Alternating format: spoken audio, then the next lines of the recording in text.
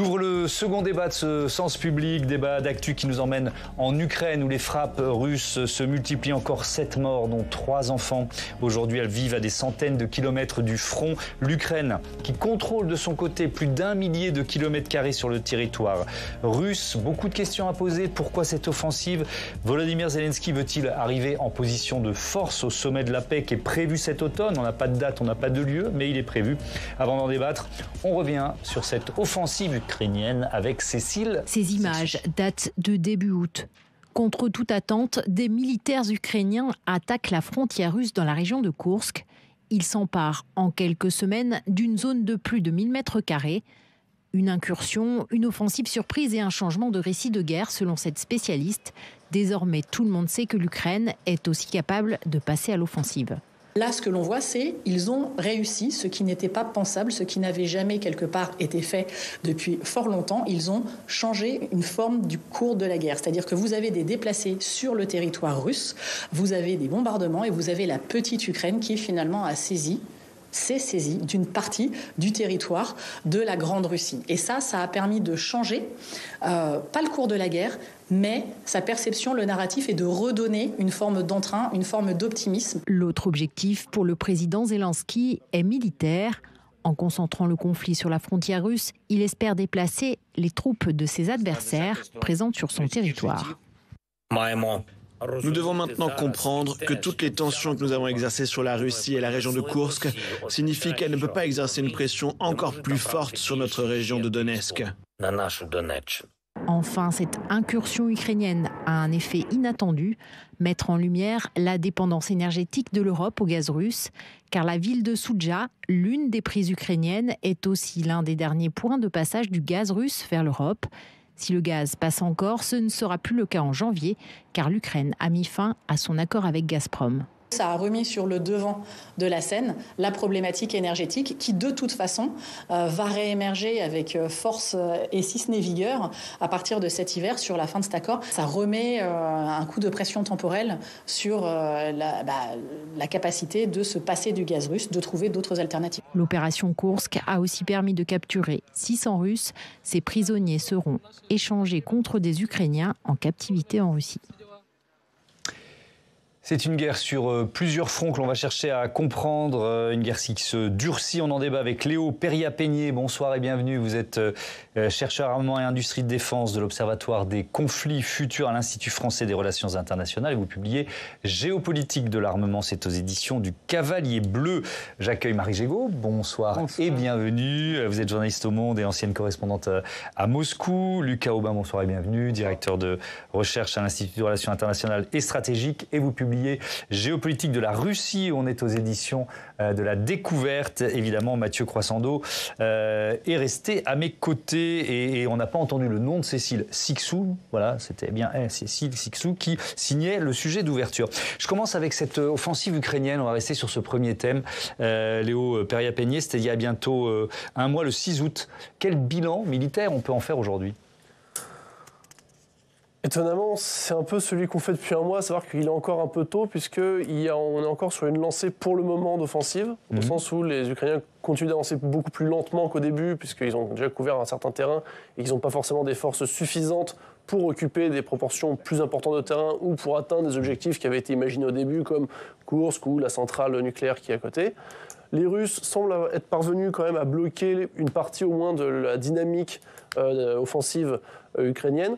Mais le plus important, c'est qu'ils y sont parvenus, ou les Ukrainiens se sont arrêtés d'eux-mêmes, sans pour autant arrêter leur offensive plus au sud, qui, elle, pour le coup, est beaucoup plus menaçante dans la région du Donbass. Oui, effectivement, on voit la carte. On est encore à quoi, quelques dizaines de kilomètres de cette centrale nucléaire, c'est ça ? Oui, largement. Cette distance-là, faite en un mois, on voit que ce cours sera quand même extrêmement loin. Et surtout, pour prendre un objectif de cette taille et le défendre, ça suggérerait des moyens qui sont, sans être au-delà du potentiel ukrainien, ne sont pas forcément les mieux attribués sur un objectif comme ça. Je pose la question parce que le thème du nucléaire, catastrophe nucléaire, menace nucléaire, ce sera l'un des thèmes de notre débat tout à l'heure. Cette offensive, elle a un peu surpris tout le monde. Marie Gégaud, les Américains y compris. Est-ce que vous diriez que Volodymyr Zelensky, il a tiré les leçons de ce dont on parlait il y a un peu plus d'un an, c'est-à-dire la contre-offensive de l'été 2023 ? Qui a été un échec. Qui a été un échec. Qui était annoncé et qui était un échec. Donc en effet, cet effet surprise a énormément joué. Il a joué d'abord, c'est le plus important, sur les Russes. Psychologiquement, c'était quand même pour eux incompréhensible. Ensuite, sur les Alliés, parce qu'on n'était pas forcément au courant. Il me semble que les Américains ne pouvaient pas ne pas être au courant pour la raison suivante, c'est que pour entreprendre une opération comme celle-là, il fallait nécessairement du renseignement. Et donc, je pense que les États-Unis... Ce qui était aussi frappant, c'est la réaction très, très modérée des alliés. Les Américains, par exemple, disant bon, on va demander aux Ukrainiens, finalement, de nous donner des explications sur ce qu'ils font exactement dans la région de Koursk. Alors, ce qui était une façon de laisser entendre qu'ils n'avaient pas tout à fait été prévenus, mais vous nous dites... Voilà, ils ne sont pas allés jusqu'à dire ça, mais ça. Effectivement... Et alors, d'ailleurs, c'est très étonnant quand vous parlez du renseignement. Je reviens vers vous, parce qu'on se dit, dans cette guerre où tout semble contrôlé, vu, suivi par des satellites, par des drones, etc., on peut encore jouer un effet de surprise. Apparemment. Bon, il semblerait quand même que des militaires russes postés sur la frontière aient signalé à plusieurs reprises que les Ukrainiens étaient en train d'accumuler des troupes, potentiellement pour une autre incursion, comme il y en a déjà eu plusieurs, mais à petite échelle et très temporaire de la part des Ukrainiens. Il semble que ces rapports-là ont été pris par le commandement russe comme un signe de panique, guerre plus, et donc ils n'en ont pas tenu compte, ce qui fait qu'en fait, les Ukrainiens ont attaqué sur une zone qui était relativement tranquille depuis 2 ans, au moins depuis le retrait russe des régions nord, puisque en dehors de ces quelques offensives temporaires, il n'y avait pas eu grand-chose. Donc les Ukrainiens se sont attaqués avec des moyens qui, à leur échelle, sont considérables et qui exigent une préparation, une concentration de force assez importante, contre une zone où, comme les Russes estimaient ne pas avoir à attendre d'attaques réellement dangereuses pour eux dans cette zone-là, était très mal défendue. Oui, il n'y avait pas des troupes particulièrement aguerries à cet endroit-là. Lucas Aubin, comment cette offensive ukrainienne, sur le sol russe quand même, a été perçue par les Russes? Est-ce que ça a un tant soit peu, je mets plein de guillemets, fragilisé le pouvoir de Vladimir Poutine? Alors, déjà, c'est toujours très difficile d'avoir une idée globale de l'opinion de la population russe aujourd'hui. Par contre, on a des faits assez concrets. C'est-à-dire que pendant une semaine à peu près, les médias russes ont eu des difficultés à produire un récit en fait, cohérent de la situation. Donc ça laisse supposer finalement qu'on était sur un événement inédit qui n'était pas préparé du côté du Kremlin. Donc c'est la première chose. Ensuite, évidemment, on a plus de 100 000 Russes qui ont été déplacés de Koursk. Donc c'est beaucoup, eux sont très concernés. Donc en fait, on estime aujourd'hui qu'il y a en gros 3 catégories de population en Russie face à cette incursion. D'une part, ces 100 000 personnes qui effectivement sont déplacées, eux sont très au courant de cette guerre et la vivent dans leur chair, etc. D'autre part, on a la majorité de la population russe qui est beaucoup plus apathique, elle, finalement, et qui suit ce narratif russe, même s'il est parfois incohérent, l'important étant, malheureusement, toujours de faire la guerre à l'Ukraine. Et on a une minorité qui, elle, évidemment, s'oppose frontalement au régime de Vladimir Poutine, mais qui est beaucoup moins audible à l'échelle de la Fédération de Russie. Marie Gégaud, pour comprendre la réaction de la société russe, je fais référence à un article édifiant que vous avez signé il y a quelques jours dans Le Monde sur l'économie de la mort en Russie. Vous dites quoi? Que finalement, la guerre dope la croissance, c'est ça? Oui, c'est ça. Malheureusement, c'est bien le constat. C'est-à-dire qu'on voit que malgré les sanctions, l'économie russe affiche une croissance importante, plus de 3,6, je crois. Là, c'est un petit peu en train de retomber.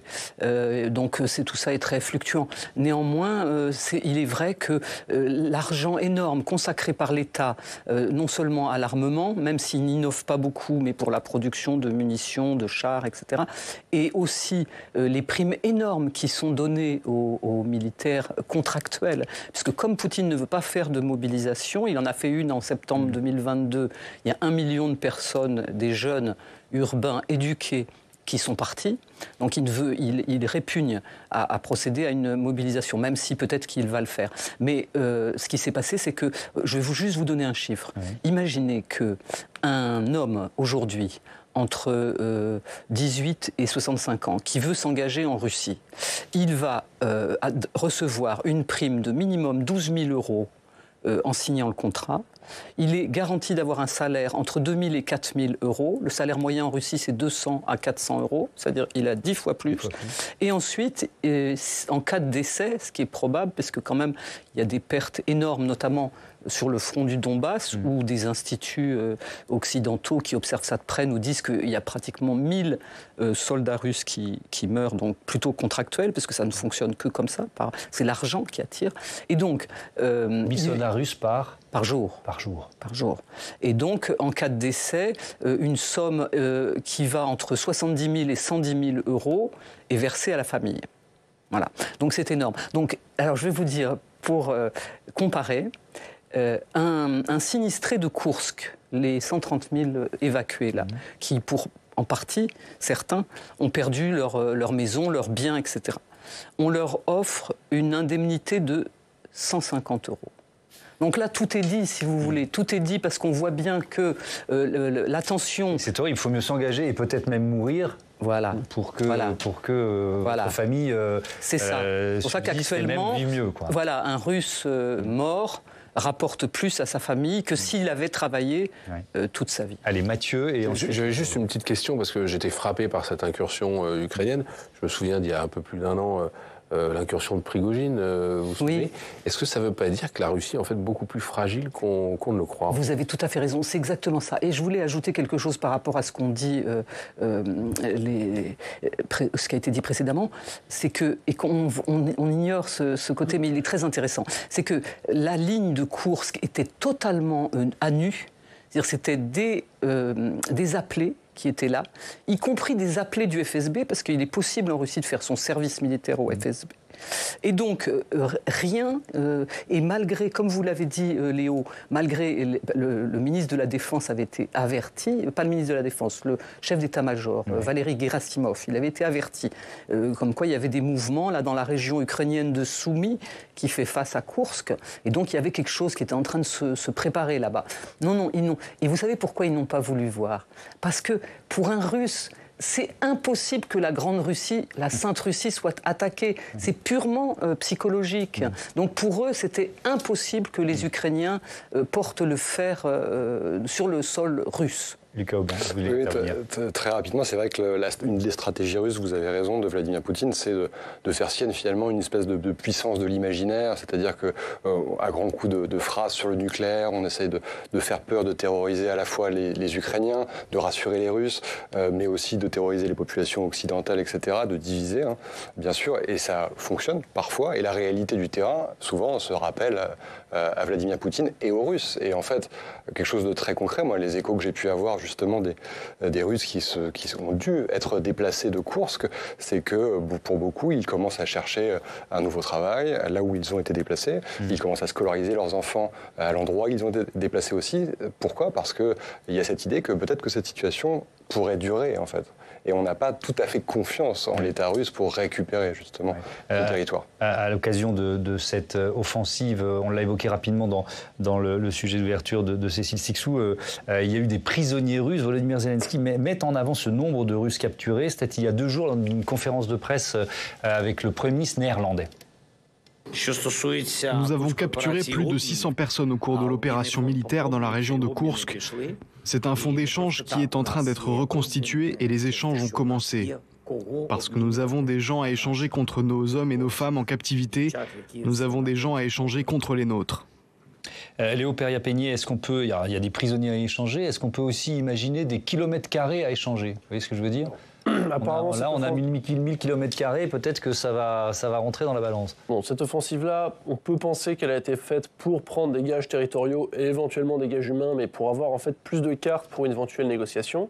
Ce qui est intéressant dans ce qu'il a dit, et c'est assez frappant quand vous allez par exemple à Kiev, c'est l'espèce de mystique politique qui s'est établie autour notamment des prisonniers de Mariupol.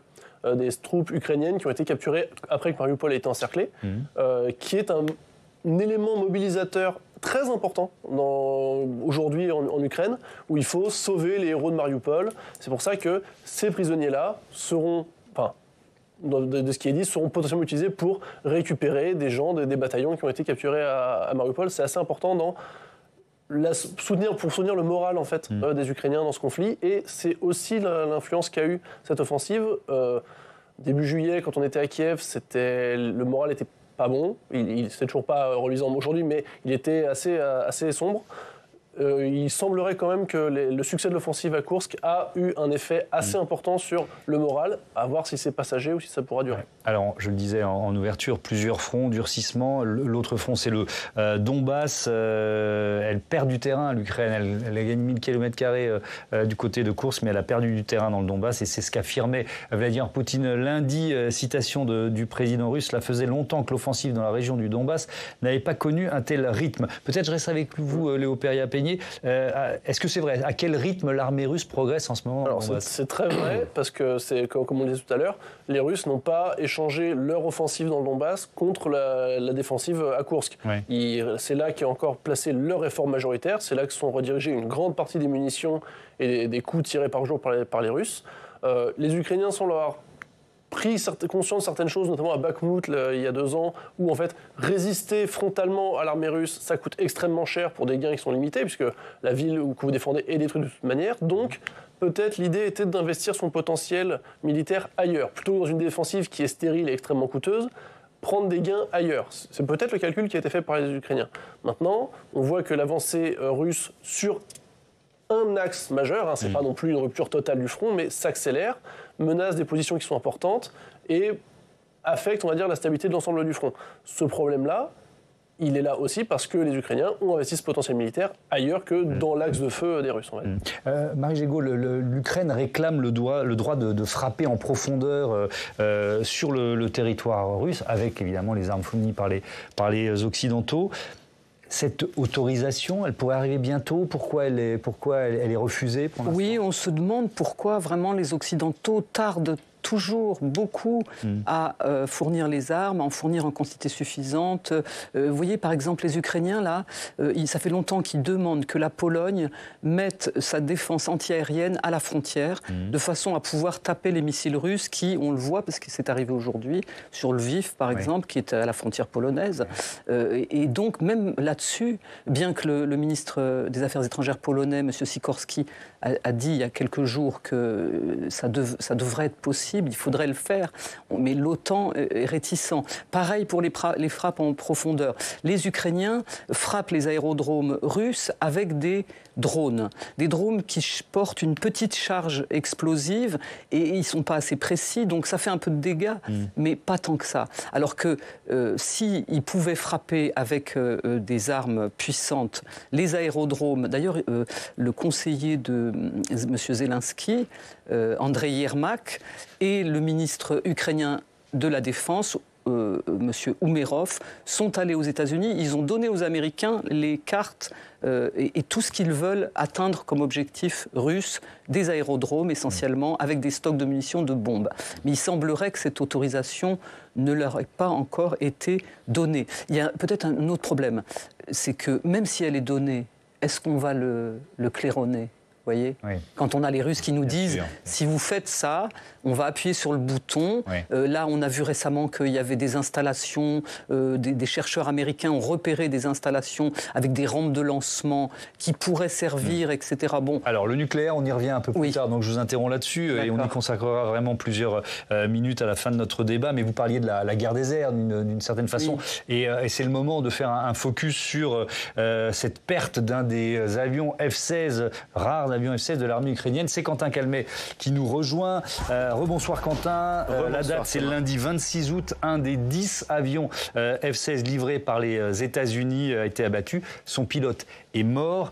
Que sait-on des circonstances exactes de l'accident? Elles ne sont pas encore établies, c'est ça? Tout à fait. Alors ce jour-là, l'Ukraine faisait face à d'importants bombardements russes. On parle de 127 missiles et 109 drones d'attaque lancés dans le ciel ukrainien ce jour-là.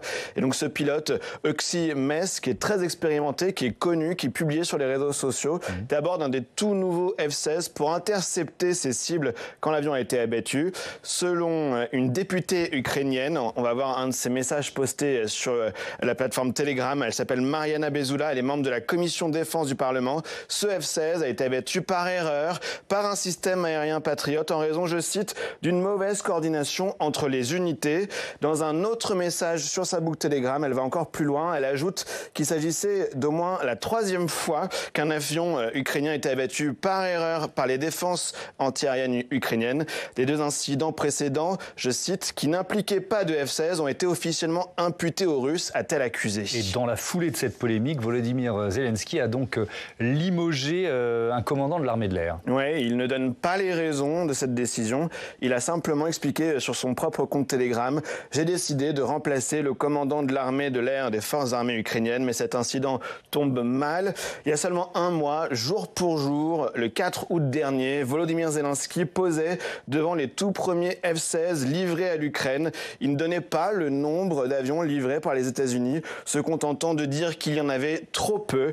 Pour l'heure, plusieurs pays européens se sont engagés à fournir 79 appareils F-16 d'ici à 2028, alors que Kiev en réclame au moins 128, et ce le plus vite possible. Thomas. Merci beaucoup Quentin. Léo Peria-Pegny, je me tourne vers vous. Évidemment, c'est une lourde perte pour l'Ukraine. Peut-être alors, ce que je vais dire, ça peut paraître totalement cynique. Évidemment, le pilote plus que l'avion, mais il y a plein de raisons pour expliquer ça. La mort du pilote, c'est encore pire que la perte d'un F-16 ? Alors, au-delà de, évidemment, la perte d'un homme, c'est pire que de la perte de matériel. À la base, en fait, le problème de cette affaire, et ce qui a été dit à la fin du tweet, c'est que ce qu'on appelle l'identification ami-ennemi, oui. Ce qui permet de distinguer sur une carte ou un radar un appareil adverse d'un appareil ami, c'est un sport d'élite, au sens où c'est extrêmement compliqué. Vous avez très peu de temps, vous devez vous appuyer sur des outils qui ne sont pas forcément fiables à 100%, ce qui fait que c'est extrêmement complexe, a fortiori pour une défense antiaérienne ukrainienne qui est sursollicitée en permanence par les assauts russes. Donc, malheureusement, ce genre d'accident, c'est pas une exclusivité ukrainienne. Les Russes en font beaucoup aussi, et ça revient régulièrement sur les chaînes Telegram russes, de leur côté. Donc, c'est une perte qui est importante parce que c'était pas non plus c'était un pilote qui était formé sur F-16, donc ils en ont pas assez, pas beaucoup. Et il y en a pas beaucoup. C'est pour ça que je posais la question. Elle était mal formulée, mais c'est parce que je peux le dire différemment, est-ce que le fait qu'un pilote formé sur F-16 ait disparu, ça cloue au sol plusieurs avions F-16, vous voyez ce que je veux dire? Parce qu'ils ne sont pas assez nombreux pour les utiliser. Non, alors en théorie, non. En théorie, non. Il y a une adéquation, je pense, entre un pilote, un avion. D'accord. Généralement, c'est 2 pilotes pour un avion, okay. Dans le meilleur des cas. À voir si c'est le cas cette fois-ci, parce que les Ukrainiens n'ont pas non plus un panel de pilotes énorme. Mais en tout état de cause, s'ils ont reçu 10 avions et qu'ils viennent d'en perdre un, ils ont reçu 10 pilotes, au moins 10 pilotes, et ils viennent d'en perdre un. Et ça reste un problème majeur. Effectivement, on peut le comprendre. C'était une figure de l'armée ukrainienne, ce pilote, Marie Jégou. Oui, je crois que c'est lui et un de ses camarades pilotes aussi, qui, lui, décédé précédemment, qui avait beaucoup insisté pour qu'il y ait une flotte de F-16. Et en effet, ils ont été formés, les deux. Et voilà, et on voit bien que de ce côté-là, l'Ukraine est complètement infra par rapport à la Russie, c'est-à-dire que, évidemment, son armée de l'air et voilà. Et tout cet épisode-là, au sujet du tweet de la députée, la démission, enfin l'éviction du commandant des forces aériennes, et on voit bien aujourd'hui qu'il y a eu des démissions là en ce moment, le gouvernement va être manié, etc.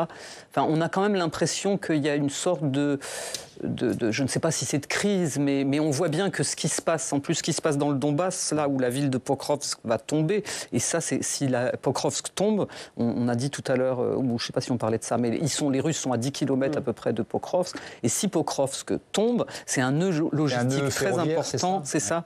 Et donc ça alimente tout le front du Sud. Donc là, les Ukrainiens, pour eux, c'est terrible. On voit bien que Vladimir Poutine, lui, il est vent debout, là, il veut son Pokrovsk, il est prêt, évidemment. Comme d'habitude, ils vont tout ratiboiser, c'est-à-dire qu'il ne restera plus rien. C'est exactement la technique qu'ils ont employée avant en Tchétchénie, en Syrie, c'est-à-dire de tout réduire à l'état de cendre. Et comme ça, une fois qu'il n'y a plus rien, et ben voilà, ils sont maîtres du territoire. Ouais. Alors, vous parliez de remaniement, ça nous emmène sur le chapitre de la diplomatie, de l'hypothèse d'un sommet pour la paix. Mathieu, je commence avec vous. Volodymyr Zelensky, qui fait une sorte de grand ménage déjà dans sa diplomatie. Oui, alors on l'a appris ce matin, Dmytro Kuleba, le chef de la diplomatie ukrainienne, a demandé au Parlement, parce que ça se passe comme ça là-bas, d'accepter sa démission à l'occasion d'un remaniement, vous y faisiez allusion, Marie Jégou, gouvernemental, qui est relativement important à Kiev. Alors le chef de la diplomatie, son visage, il était quand même assez connu des médias, des chancelleries occidentales. C'est lui qui a été inlassablement réclamé du soutien des armes à toutes les capitales européennes notamment. Et c'était un fils de diplomate. Lui-même, c'était quasiment le plus jeune ministre des Affaires étrangères que l'Ukraine ait connu. Il a été nommé à 38 ans, il y a à peu près 4 ans, évidemment, au gouvernement. Pourquoi démissionne-t-il ? Alors, on n'a pas son explication à lui. Volodymyr Zelensky a justifié, lui, son remaniement de façon plus large en expliquant que l'Ukraine avait besoin d'une nouvelle énergie. Pardon. Ouvrez les guillemets, l'automne sera extrêmement important pour l'Ukraine et nos institutions doivent être préparées pour atteindre les résultats dont nous avons besoin. Une phrase un peu fourre-tout. Et puis il a expliqué aussi, nous devons renforcer certains secteurs du gouvernement et des décisions concernant le personnel ont été prises. Alors c'est le moins qu'on puisse dire, il y a quand même déjà une demi-douzaine de hauts responsables qui ont présenté leur démission. Plus de la moitié des membres des cabinets ministériels devraient être également remplacés. Il y a plusieurs interprétations. Volodymyr Zelensky a sans doute besoin d'adresser un signal de politique intérieure en fait à ses compatriotes à un moment où il y a à la fois cette offensive russe à laquelle on faisait allusion, mais aussi la volonté de montrer une forme de changement. Il y a eu la mort de ce pilote, on en parlait. Il y a eu hier la mort des 49 personnes, notamment des soldats réunis, qui a fait aussi polémique. Et puis, selon des sources diplomatiques, pour le coup, Kouleba, il paierait aussi une récente intransigeance affichée à l'égard d'un partenaire qui n'est pas un partenaire comme les autres, c'est la Pologne, qui était un des fervents défenseurs. Et il y a en fait une grosse affaire diplomatique entre les deux pays sur un massacre de Polonais commis pendant la Seconde Guerre mondiale. La Pologne demandait à Kiev de pouvoir exhumer les corps. Le ministre des Affaires étrangères ukrainien a dit c'est de l'histoire ancienne, en gros, ça ne sert à rien de remuer le passé. Et donc, ce qui a créé une forme, un froid entre les deux pays. C'est pas la raison de son départ, mais ça n'a pas arrangé évidemment son affaire. Est-ce que ce changement de ministre va se traduire forcément par un changement de diplomatie ? Alors on verra, mais de toute façon, l'Ukraine est une forme de tournant, enfin amorce une forme de tournant diplomatique. Le départ de Dmytro Kouleba intervient à un moment d'abord où deux des plus fervents alliés de l'Ukraine, les États-Unis et la France, ont quand même les yeux rivés sur des questions de politique intérieure et avec des conséquences qui pourraient être lourdes pour Kiev si Donald Trump, par exemple, faisait son retour à la Maison-Blanche. Ce remaniement, il intervient aussi à un moment où Volodymyr Zelensky, de son côté, a considérablement infléchi, en tout cas, a donné le sentiment d'infléchir sa position, en invitant notamment, vous y faisiez allusion au sommet, à la conférence pour la paix, si elle se réunit bien en novembre, des représentants russes, ce qui est quand même très très nouveau, c'est le geste qu'il a fait en tout cas cet été. Bref, autant de raisons qui auraient pu pousser le président ukrainien à muscler son jeu en confiant le poste de ministre des Affaires étrangères, pour le coup, à un homme de confiance. Il l'avait déjà mis en numéro 2 ministère des Affaires étrangères. Et c'est pas n'importe qui, c'est l'ex-chef adjoint de l'administration présidentielle. Bref, quelqu'un qu'il connaît de près. Ouais, un très proche de Volodymyr Zelensky. Peut-être, effectivement, avec vous, Lucas Aubin, cette inflexion, le fait que Volodymyr Zelensky a ouvert la porte à des émissaires russes autour de la table. Comment on peut l'analyser, ça ? Disons que déjà, d'une part, la guerre dure.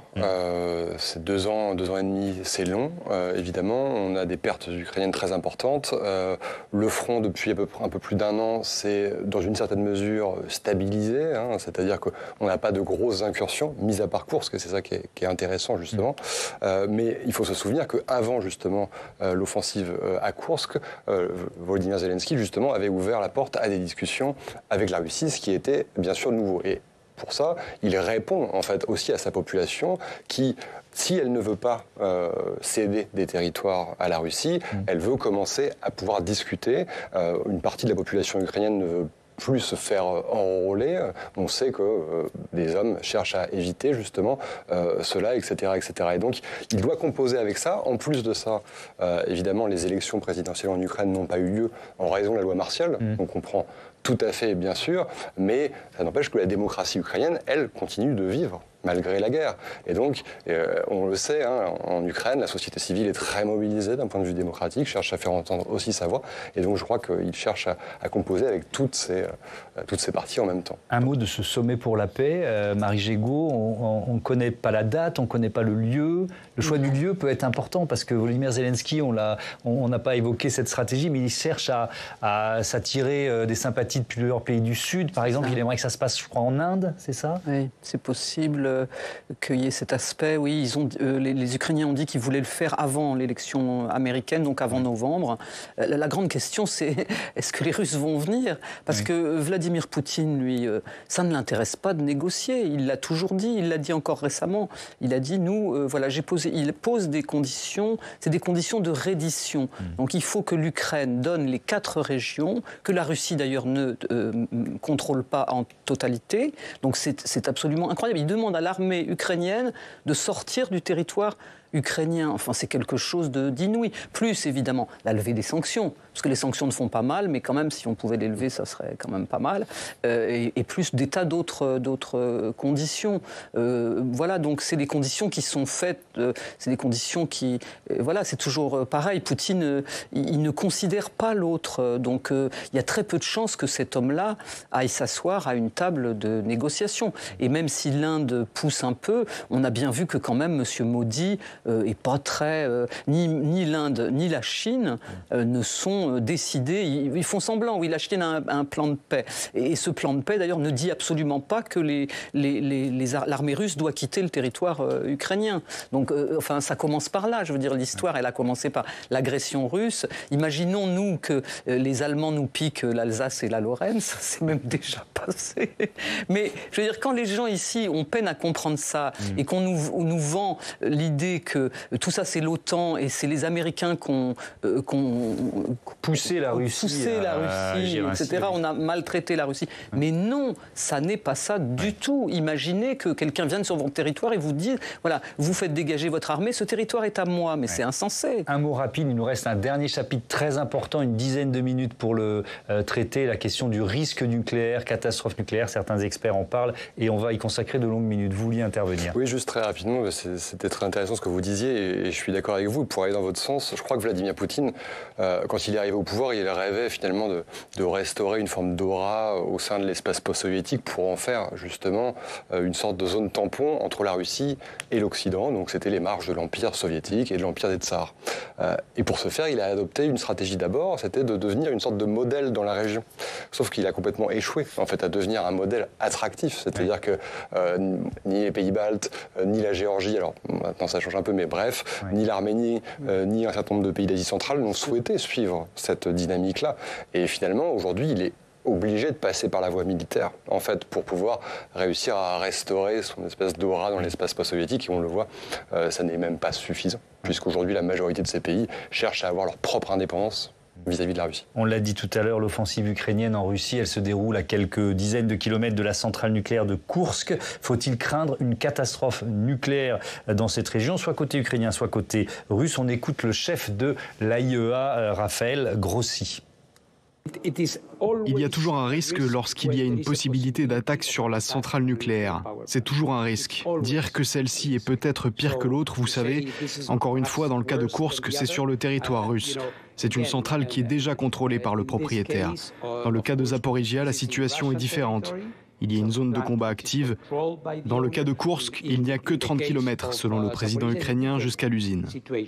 Léo Peria-Peigné, est-ce que ce risque a augmenté avec l'offensive ukrainienne ou est-ce qu'on joue à se faire peur, entre guillemets? Non, à mon sens, non. C'est même pas nous qui jouons à nous faire peur. C'est un outil que les Russes eux-mêmes ont bien en main et savent très bien utiliser pour faire peur aux opinions publiques occidentales pour qu'elles infléchissent d'une manière ou d'une autre leur soutien à l'Ukraine.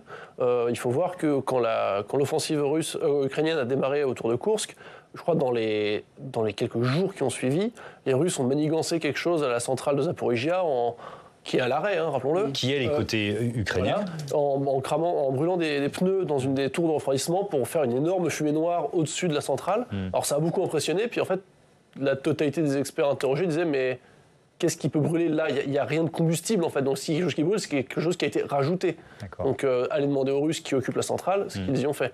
En l'état, la centrale nucléaire de Koursk reste quand même assez loin des lignes de combat ukrainiennes qui n'ont pas forcément les moyens d'aller ni la prendre ni l'occuper et qui, je pense, n'ont pas forcément non plus de munitions à gaspiller pour frapper un objectif non militaire de cet ordre-là. Effectivement, alors je ne veux pas jouer à me faire peur, mais Marie Gégaud, peut y avoir un tir accidentel. En fait, c'est ce risque-là dont on parle. C'est ça. Et ce qu'on n'a pas dit, c'est que la centrale nucléaire de Koursk, elle est du type Tchernobyl. Donc il n'y a pas d'aire de confinement Donc évidemment, c'est plus dangereux que Zaporijia. Mais Zaporijia, évidemment, c'est totalement instrumentalisé par les Russes. Et ce pauvre chef de la IEA, M. Grossi, qui n'arrête pas d'aller de l'une à l'autre. Il est allé à Koursk, il est allé à Zaporijia. Et voilà ces paroles. Et qu'est-ce qu'il peut dire? Et c'est vrai que Zaporijia, c'est aussi une menace énorme sur toute la mer Noire, tout le pourtour, etc. Donc, en effet, c'est comme Léo disait, les Russes utilisent vraiment ce vecteur-là pour menacer. Oui. Et aussi la menace d'utiliser l'arme nucléaire. On l'a vu, Lucas Aubin, c'était dimanche, le vice-ministre des Affaires étrangères russe, qui a, alors c'est pas la première fois là aussi, on prend tout le recul possible pour essayer de ne pas tomber dans la manipulation, mais il a ouvert la porte sur un usage éventuel en Ukraine. Comment le pouvoir russe utilise cette menace depuis 2 ans et demi? Alors j'allais dire depuis plus longtemps, en fait, parce que c'est vrai que depuis 2014, on se souvient qu'au moment où la Crimée avait été annexée, par la suite, Vladimir Poutine avait admis que les petits hommes verts, donc les soldats russes sans insigne qui avaient pris la zone, auraient été soutenus, disons, par des navires qui auraient eu des ogives nucléaires dessus. Voilà. Donc déjà à l'époque, il y avait cette idée que la Grande Russie disposait de cette force et qu'elle était capable de s'en servir, évidemment. Ensuite, en 2022, il faut se souvenir que dès le mois de mars, donc quelques semaines après le début de l'invasion, alors que finalement les objectifs militaires de la Russie n'étaient pas atteints, c'est-à-dire qu'on voulait prendre Kiev en 3 jours, on le sait, etc. C'était une opération qui devait être rapide, alors que les troupes russes avaient des difficultés. Tout de suite, Vladimir Poutine a dit on a l'arme nucléaire, attention, si les Occidentaux arment trop, si les Occidentaux nous sanctionnent trop, on l'utilisera. Depuis, évidemment, ça n'a pas été utilisé. Donc finalement, cette rhétorique, est-ce qu'à un moment donné, elle baisserait en efficacité? Après, évidemment, dès que Vladimir Poutine emploie le mot nucléaire, c'est repris un peu partout dans les médias. Il n'y a pas de changement de doctrine d'usage de l'arme nucléaire par les Russes aujourd'hui. C'est ce qu'ils ont annoncé. C'est pour ça que je pose la question. C'est ce qu'ils ont annoncé. Ça, c'est une chose, et j'ai pas les compétences pour vous répondre là-dessus, mais en fait, il y a un moment où on sera... à force de tracer des lignes rouges nucléaires, Poutine a fini par faire un tapis, en fait. Il en a fait tout le temps, à propos de tout, de tout le monde. On en a eu à propos de Bakhmout, on en a eu à propos des livraisons de chars, à propos des livraisons d'avions. Et heureusement, il n'est jamais passé aux actes. Oui, bien heureusement, mais surtout, à un moment, il faudrait...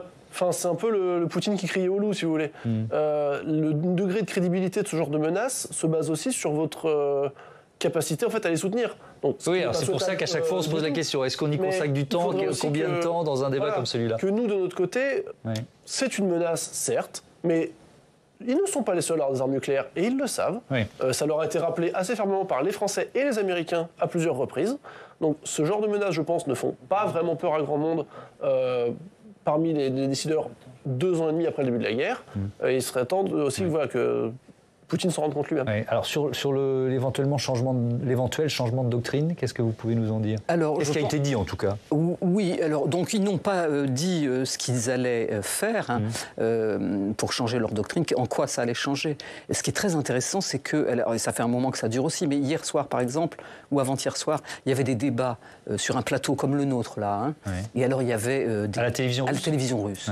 Et donc il y avait le propagandiste en chef là qui disait mais quand même cette question nucléaire c'est très important. Alors il y avait un gars qui disait mais vous voyez bien que ces occidentaux ne nous croient pas, ils pensent qu'on bluffe, il faut absolument le faire, il faut balancer sur les Ukrainiens, etc. Et alors c'est très intéressant parce qu'ils expliquent toujours, enfin ceux qui n'y connaissent rien, et ils disent toujours que c'est une charge nucléaire tactique, donc ça sera pas très en termes de dégâts, alors qu'on sait très bien combien d'Hiroshima, ce qu'on appelle une frappe tactique, c'est une ou deux fois Hiroshima, c'est ça. Oui. Donc c'est un discours très très banalisé, mais c'est un peu la feuille de vigne de la Russie. Le nucléaire, vous voyez, c'est un peu...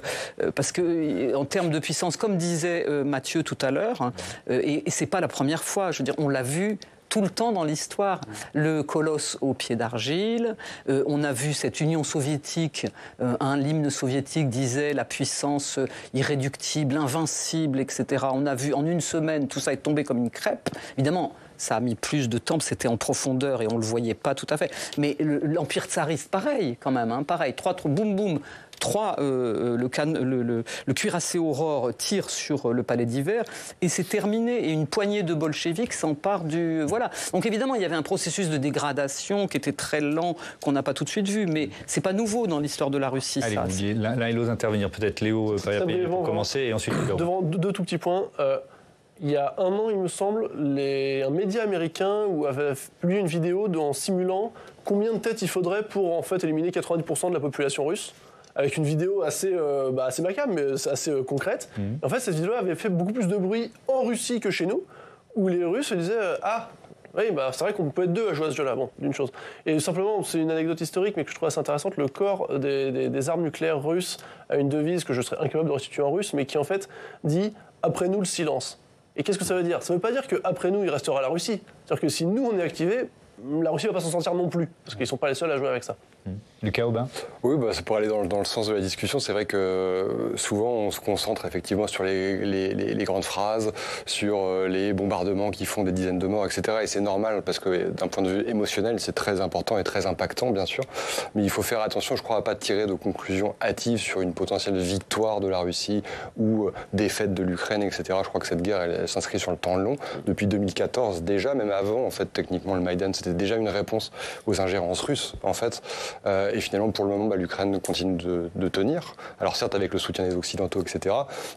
Mais je crois que vous parliez de colosse au pied d'argile, c'est tout à fait ça. Ça ne signifie pas pour autant que la Russie va s'effondrer sur elle-même, mais par contre, ça signifie que le pouvoir de Vladimir Poutine n'est potentiellement pas aussi solide qu'on veut bien le croire parfois, et que du jour au lendemain, et Prigojine l'a bien montré, en fait, tout ça peut se renverser. J'entends bien l'argument. Et vous évoquiez la question des élections américaines, du sommet pour la paix juste avant.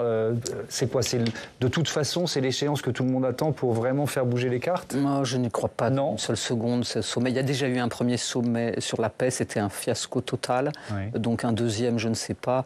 À partir du moment où vous avez au pouvoir cet homme qui vit dans une réalité virtuelle, c'est-à-dire que cet homme n'est pas... Voilà, vous avez parlé de ses propos là tout à l'heure quand il a dit que je ne sais plus ce qu'il a dit là. C'était une réunion récente sur le Donbass, le fait que vous parlez. Voilà, oui, c'est ça. Sur le Donbass, etc. L'avancée, le rythme de l'avancée. Oui, c'est ça. Vous imaginez, je veux dire, ça fait presque 3 ans qu'on y est. Oui. La deuxième armée au monde, une superpuissance, 17 millions de kilomètres carrés, mais ils veulent encore un bout de terre parce que 17 millions de kilomètres carrés, ça ne suffit pas. Ouais. Donc, et finalement, on les voit lamentablement échouer. Là, à 10 km de Pokrovsk, à raison de 1000 hommes par jour, et quand même, ils ne gagnent pas. Enfin, je veux dire, tout ça, je ne sais pas. La seule chose qui peut l'arrêter, c'est des frappes en profondeur. C'est si, là, les Ukrainiens arrivent à utiliser les armes américaines pour toucher les aérodromes et les munitions, voilà. Là, on va commencer à voir un peu plus clair. Merci beaucoup. Je rappelle rapidement vos livres. Léo Perriat-Peigné, Géopolitique de l'armement aux éditions du Cavalier Bleu, et Lucas Aubin, La géopolitique de la Russie aux éditions La Découverte. Voilà, c'est la fin de cette émission. Merci à toutes et à tous de votre fidélité, et à demain, 18h, 22h sur Public Sénat.